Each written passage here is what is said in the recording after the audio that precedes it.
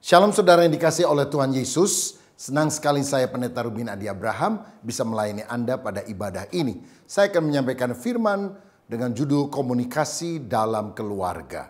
Efesus 4 ayat 29 sampai 32 berkata demikian. Janganlah ada perkataan kotor keluar dari mulutmu, tetapi pakailah perkataan yang baik untuk membangun di mana perlu, supaya mereka yang mendengarnya beroleh kasih karunia.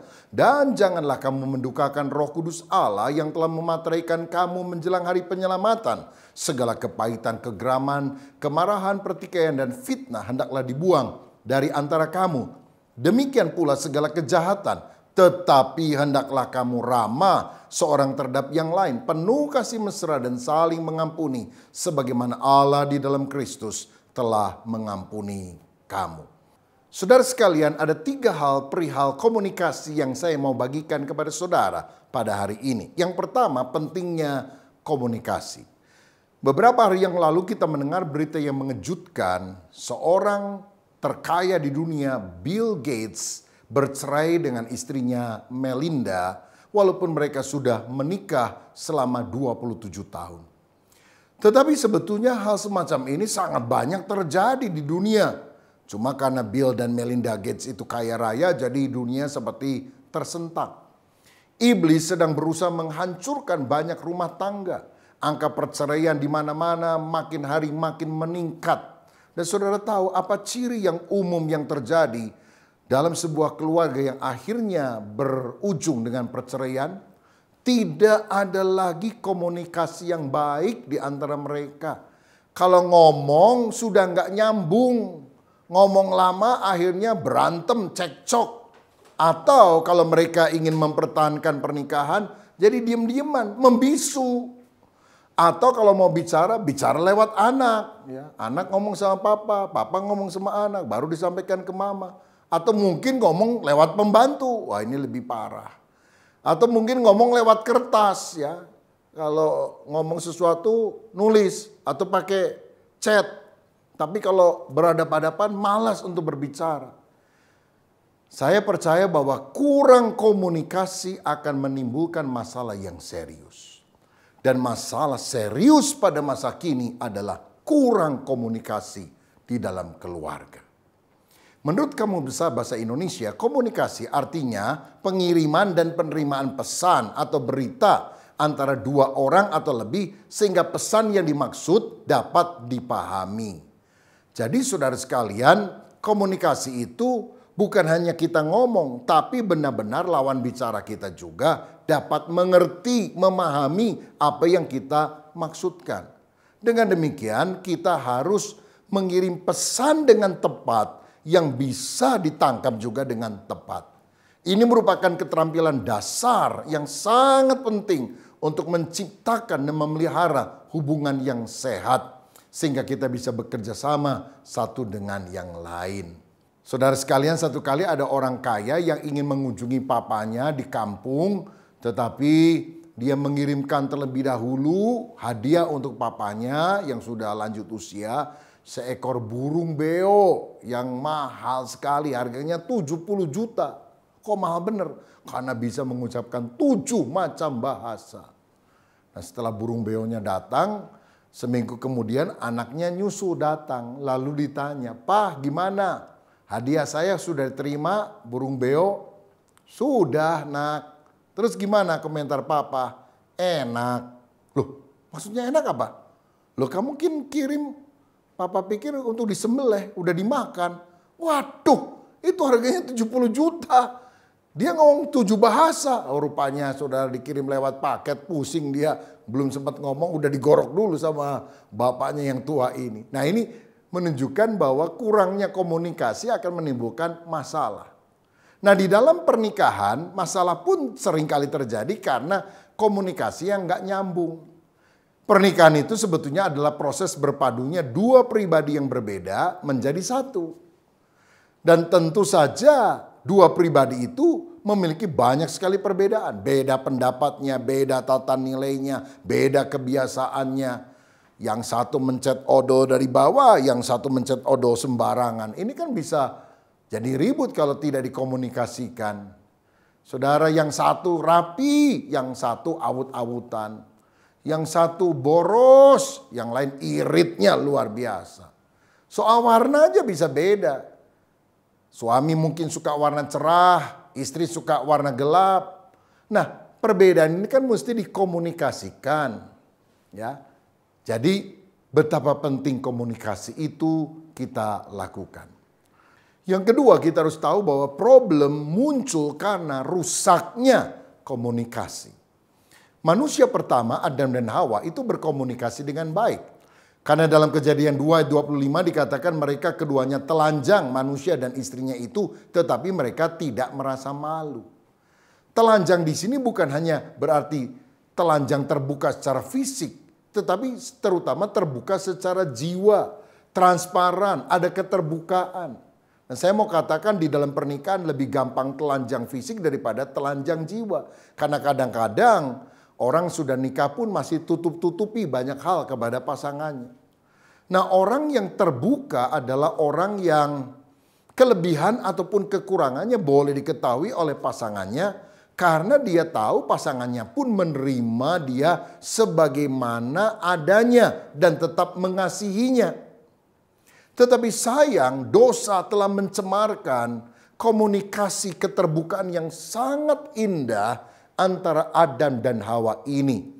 Apa akibat dosa terhadap komunikasi manusia? Yang pertama, dalam Kejadian 3 ayat 7 dikatakan, maka terbukalah mata mereka berdua dan mereka tahu bahwa mereka telanjang, lalu mereka menyemat daun pohon ara dan membuat cawat. Jadi akibat dosa yang pertama, di mana komunikasi itu menjadi rusak adalah pasangan suami istri menyembunyikan pribadi dari pasangannya. Tidak terbuka. Kalau dulu selama ini telanjang terbuka, sekarang mereka menutupi keadaan diri yang sebenarnya. Yang kedua, Kejadian 3:8 ketika mereka mendengar bunyi langkah Tuhan Allah yang berjalan-jalan dalam taman itu pada waktu hari sejuk, bersembunyilah manusia dan istrinya itu terhadap Tuhan Allah di antara pohon-pohon dalam taman. Nah, selama ini mereka kan komunikasi terbuka sama Tuhan, komunikasi terbuka kepada pasangannya. Sekarang lagi Tuhan jalan di taman, mereka bersembunyi, artinya mereka diam, tidak bicara kepada Tuhan, tidak bicara kepada pasangannya. Ini akibat dosa, saudara-saudara. Dosa merusak komunikasi. Yang ketiga, akibat buruk komunikasi karena dosa dicatat di Kejadian 3 ayat 12. Manusia itu menjawab, perempuan yang kau tempatkan di sisiku, dialah yang memberi dari buah pohon itu kepadaku, maka ku makan. Lah, lihat. Selama ini Adam dan Hawa saling mendukung, saling melengkapi. Sekarang malah menyalahkan. Tuh, gara-gara perempuan yang kamu kasih Tuhan, makanya aku makan buah itu. Lalu perempuan waktu ditegur, memang kamu makan buahnya? Ini ular Tuhan, gara-gara ular maka aku makan. Saling menyalahkan suami, istri, orang tua, anak, mertua, menantu. Itu terjadi akibat dosa. Yang keempat, Kejadian 4 ayat 9. Firman Tuhan kepada Kain, di manakah Habel adikmu itu? Jawabnya, aku tidak tahu. Apakah aku penjaga adikku? Nah, gara-gara dosa, maka komunikasi tidak lagi diwarnai dengan kejujuran, ketulusan. Tapi bohong, penuh tipu daya. Pura-pura aja Habil nggak tahu tempatnya, pada dia baru membunuhnya. Jadi dosa merupakan dinding pemisah antara suami dan istri, orang tua dan anak, kita dengan orang-orang yang lain. Dan orang yang hidup di dalam dosa, komunikasinya akan buruk. Sedangkan kalau kita hidup di dalam kekudusan, ketaatan akan firman, komunikasi akan baik. Baik dengan Tuhan dan semestinya juga dengan sesama. Nah, pertanyaannya sekarang, mengapa kita tidak berkomunikasi dengan baik dalam keluarga kita, di tempat kerja kita, bahkan di gereja di mana kita beribadah dan melayani? Kenapa kita tidak bisa berkomunikasi? Yang pertama, mengungkapkannya sulit. Sulit ngomong, nggak bisa ngomong. Ayo Bu, masalahnya apa? Cuma nangis saja. Karena merasa tidak bisa mengungkapkan melalui kata-kata. Yang kedua, kita tidak berkomunikasi karena merasa percuma. Percuma lah ngomong juga, nggak ada hasilnya. Saya udah berkali-kali ngomong, tetap gini aja. Malah tidak akan tambah baik. Sebetulnya ini salah. Kita harus menyediakan waktu untuk berkomunikasi terbuka, sehingga masing-masing tahu isi hatinya dan mengharapkan solusi. Saudara tahu perang itu terjadi setelah dua negara yang masing-masing memiliki duta besarnya. Karena sudah tidak ada kecocokan lagi, duta besarnya dipanggil, komunikasi terputus, perang. Nah, karena itu perlu ada perantara, mungkin itu konselor, mungkin itu psikiater, atau hamba Tuhan, atau seorang rohaniwan yang mendampingi saudara supaya maunya istri apa, maunya suami apa, coba disepakati bersama, jangan merasa percuma. Yang ketiga, mengapa kita tidak bisa berkomunikasi dengan baik? Karena kita menghindari keributan. Sehingga kita malas untuk mengemukakan. Udahlah, jangan dibahas. Daripada ribut, nanti ujungnya ribut. Udah diem aja lah. Dia bilang silent is golden. Benarkah diam itu emas? Atau diam itu cuma kuning doang, saudara? Karena kalau ada masalah, mesti terbuka dong. Jangan disimpan di dalam hati, nanti akhirnya meledak. Kalau kita tidak mau membicarakannya, kita akan terus-menerus hidup dalam kepura-puraan. Saudara, jangan bersembunyi dalam sikap diam karena takut untuk menyelesaikan masalah yang ada. Carilah waktu yang baik untuk membicarakannya secara terbuka. Dan juga gunakan bahasa yang baik. Ya, kita perlu belajar seni bertengkar yang baik. Karena pertengkaran itu walaupun kita tidak harapkan, tapi pasti selalu ada di dalam keluarga. Nah, kita perlu belajar seni bertengkar dengan baik. Misalnya, yang kita serang masalahnya bukan pribadinya. Kita tidak mencari biang keladinya, kambing hitamnya, siapa yang bisa disalahkan. Tapi apa solusinya? Itu adalah seni bertengkar yang baik. Nah, hal ketiga yang kita perlu ketahui perihal komunikasi dalam keluarga adalah cara meningkatkan komunikasi. Nah, ini sangat penting, saudara. Bagaimana kita bisa memperbaiki komunikasi kita satu dengan lain dalam keluarga kita masing-masing. Pertama, kita harus belajar mendengarkan dengan baik. Saya percaya setiap orang punya kebutuhan untuk dihargai dan dikasihi.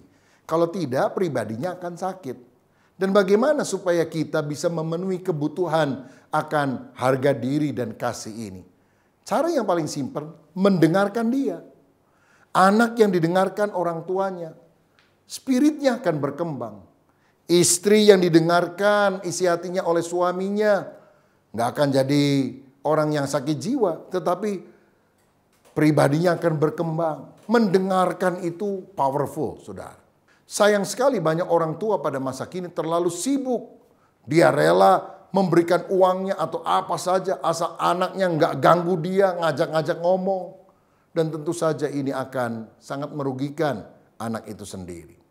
Belajar mendengarkan dengan baik. Nah, mendengarkan, to listen, beda daripada hanya mendengar, to hear. Saudara-saudara, mendengar itu bisa sambil lalu. Tapi mendengarkan itu dengan seksama memperhatikan apa yang dimaksudkan oleh lawan bicara kita. Sehingga kita tidak salah tangkap. Kita perlu minta kepada Tuhan untuk kita bisa memiliki telinga yang dapat mendengarkan. Sediakanlah waktu untuk mendengar orang lain. Pusatkan perhatian, taruh koran, mata jangan terarah kepada televisi tetapi kepada lawan bicara kita. Arahkan posisi tubuh kita kepadanya. Tinggalkan kesibukan kita yang lain. Lalu beri tanggapan terbuka. Artinya bukan ya tidak, tapi maksud kamu begini ya. Saudara memberikan tanggapan terbuka supaya apa yang dia omong saudara simpulkan dan kesimpulanmu itu benar. Lalu saudara mulai memberikan respon. Saudara sekalian, banyak orang berpikir bahwa mendengar itu cuma sesuatu yang pasif, cuma diam doang. Tapi ternyata keliru. Mendengar itu adalah sesuatu yang aktif. Kita harus melakukan banyak hal untuk dapat mengerti apa yang dimaksudkan oleh lawan bicara kita. Ini adalah seni yang harus dipelajari karena membutuhkan konsentrasi tinggi untuk bisa memahami orang lain. Masalahnya kita lebih suka bicara daripada mendengarkan. Bahkan ketika orang lain sedang berbicara kepada kita, kita tidak memperhatikan apa yang dia ucapkan. Kita hanya memikirkan jawaban apa yang kita akan sampaikan kepada dia. Kalau dia sudah berhenti bicara. Apalagi kalau beradu argumentasi, lagi ribut. Waduh, makin kita hanya memikirkan satu arah apa yang kita bicara kepada dia. Bukan apa yang dia sampaikan kepada kita. Padahal di dalam Yakobus 1 ayat 19 dikatakan, hai saudara-saudara yang kukasihi, ingatlah hal ini, setiap orang hendaklah cepat untuk mendengar, tetapi lambat untuk berkata-kata dan juga lambat untuk marah. Kenapa Tuhan memberikan kepada kita 2 telinga dan 1 mulut? Saya percaya supaya kita lebih banyak mendengar daripada berbicara. Saya pernah membaca kisah ada seorang mahasiswa di Amerika Serikat, jurusan psikologi, yang hampir putus sekolah karena tidak punya uang untuk membiayai studinya. Tetapi dengan sedikit uang tersisa, dia menulis dengan biaya murah iklan baris di sebuah koran yang isinya, saya menerima layanan mendengarkan. Siapa yang punya masalah, silakan datang, saya akan dengarkan. Dan biayanya 1 jam $20. Ternyata banyak orang datang, saudara. Terutama orang-orang tua yang sudah tidak pernah didengarkan lagi oleh anaknya, oleh cucunya, oleh orang-orang di sekitar. Waduh, mereka sharing, ngobrol. Nah, orang ini cuma selanjutnya terus modalnya apa? Kursi 2, meja 1, tisu. Karena orang yang lagi ngomong, suka nangis. Tapi saudara tahu, setelah selesai 1 jam, banyak orang merasa lega sekali. Padahal mahasiswa ini tidak memberikan petua atau jawaban apapun. Dia hanya mendengarkan orang-orang itu saja. Dan memang kebutuhannya bukan untuk diceramai, dikhotbahin. Kebutuhan mereka adalah untuk didengarkan. Kalau saudara suka mendengarkan orang lain, keluargamu, saudara akan menjadi orang kesayangan, orang yang paling favorit bagi dirinya. Itu sebabnya mari kita belajar mendengarkan dengan baik. Dan yang kedua, yang terakhir, kita harus belajar berbicara dengan bijaksana. Nah, untuk berbicara ini ada 2 hal yang kita juga perlu pahami. Yang pertama, menyangkut kuantitasnya, kuantitas komunikasi. Yang kedua, kualitas. Nah, untuk kuantitas ini kita harus menyediakan waktu setiap hari bercakap-cakap dengan pasangan kita, dengan anggota keluarga kita, dengan anak kita atau orang tua kita. Herannya kalau lagi pacaran nggak usah disuruh, ngomong aja rasanya tidak ada lelahnya.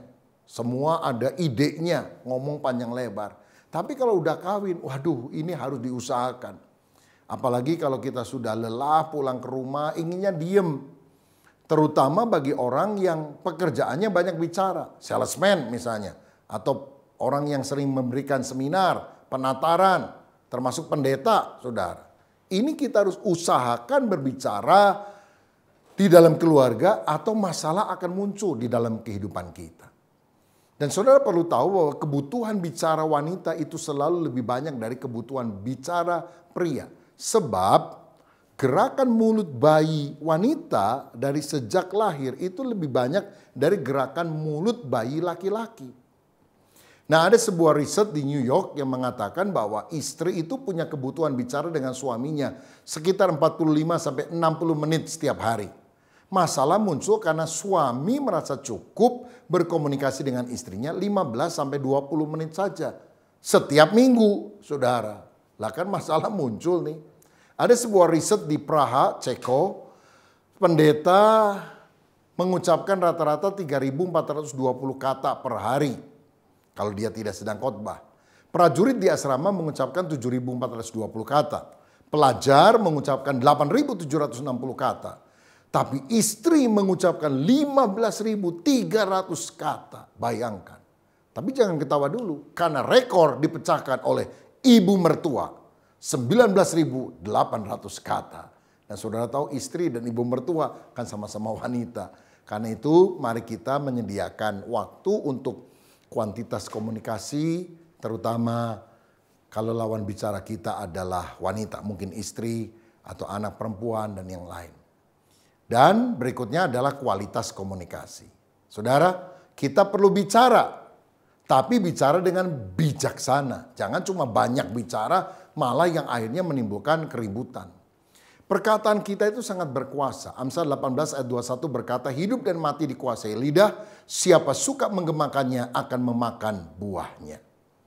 Amsal 12 ayat 18 juga berkata, ada orang yang lancang mulutnya seperti tikaman pedang, tetapi lidah orang bijak mendatangkan kesembuhan. Betapa pentingnya kita mengendalikan lidah kita. Apakah membawa hal yang baik ataukah hal yang buruk, itu semua ditentukan oleh ucapan kita. Menjinakkan lidah berarti seperti mengendalikan sesuatu yang membuatnya berguna dan menguntungkan. Misalnya air kalau tidak terkendali menjadi banjir bandang yang akan menghancurkan banyak rumah. Tapi kalau dikendalikan dalam sebuah bendungan itu bisa mengaliri sawah dan ladang, menyuburkan tanaman. Saudara tahu kenapa komunikasi itu buruk? Karena itu diakibatkan oleh pembicaraan yang tajam, yang cerewet, yang menghakimi. Amsal 25 ayat 24 berkata, lebih baik tinggal pada sudut soto rumah daripada diam serumah dengan perempuan yang suka bertengkar.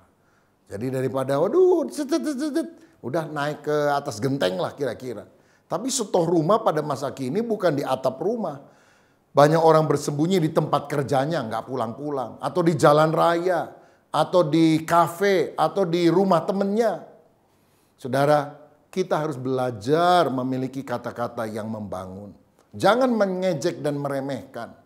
Apalagi menyinggung-nyinggung anggota keluarga yang lain. Tolol ya kamu seperti ibumu mengungkit masa lalu. Wah, ribut besar akan terjadi. Kamu udah gembrot makan melulu. Waduh, itu sangat menyakitkan saudara-saudara. Karena itu berhati-hati dengan ucapan kita. Kita harus menyatakan kebenaran dengan kasih. Ada orang bilang, saya akan ngomong kebenaran apapun akibatnya. Itu tidak tepat saudara. Karena Alkitab mengajarkan kebenaran selalu disampaikan dengan kasih. Kalau tidak, kejam namanya. Kolose 4 ayat 6 juga berkata, hendaklah kata-katamu senantiasa penuh kasih, jangan hambar. Sehingga kamu tahu bagaimana kamu harus memberi jawab kepada setiap orang.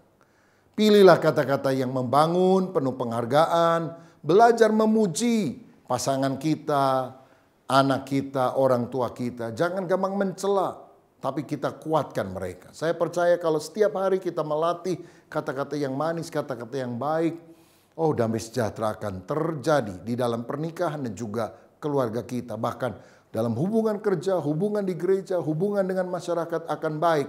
Kalau apa? Kualitas dari komunikasi atau pembicaraan kita itu kita perhatikan. Akhirnya seperti yang kita telah baca dari Efesus 4 ayat 29 sampai 32. Kalau kita sungguh-sungguh ingin memiliki komunikasi yang baik yang dilandasi oleh kasih. Firman Tuhan tadi berkata, janganlah ada perkataan kotor keluar dari mulutmu. Tetapi pakailah perkataan yang baik untuk membangun di mana perlu. Supaya mereka yang mendengarnya beroleh kasih karunia. Segala kepahitan, kegeraman, kemarahan, pertikaian, dan fitnah hendaklah dibuang dari antara kamu. Demikian pula segala kejahatan. Tapi hendaklah kamu ramah seorang terhadap yang lain. Penuh kasih mesra dan saling mengampuni. Sebagaimana Allah di dalam Kristus telah mengampuni kamu. Siapa di antara saudara yang hari ini rindu pemulihan dalam komunikasi terjadi antara suami dan istri, antara orang tua dan anak, antara adik dan kakak, antara teman-teman di kantor, teman-teman di gereja, antara masyarakat. Maukah kita sungguh-sungguh berdoa supaya Tuhan memampukan kita mengucapkan kata-kata yang penuh kasih yang berdasarkan firman. Mari kita berdoa. Bapa, terima kasih, kami sangat merindukan pemulihan di dalam keluarga kami, khususnya melalui komunikasi satu dengan yang lain. Ampuni kalau kata-kata kami seringkali menyakitkan. Tetapi hari ini kami mau kata-kata kami disertai dengan kasih. Ya Roh Kudus mampukan kami, supaya hati kami lebih tenang, damai, sejahtera mengalir. Dan kami juga tidak gampang emosi, tidak gampang marah. Kami sabar, menahan diri. Dan kata-kata kami adalah kata-kata yang selaras dengan firman. Dalam nama Yesus, pemulihan dalam keluarga terjadi karena pembicaraan kami dikendalikan oleh Roh Kudus. Berkat atas kami dalam nama Yesus. Amin. Salam sehati, Tuhan Yesus memberkati.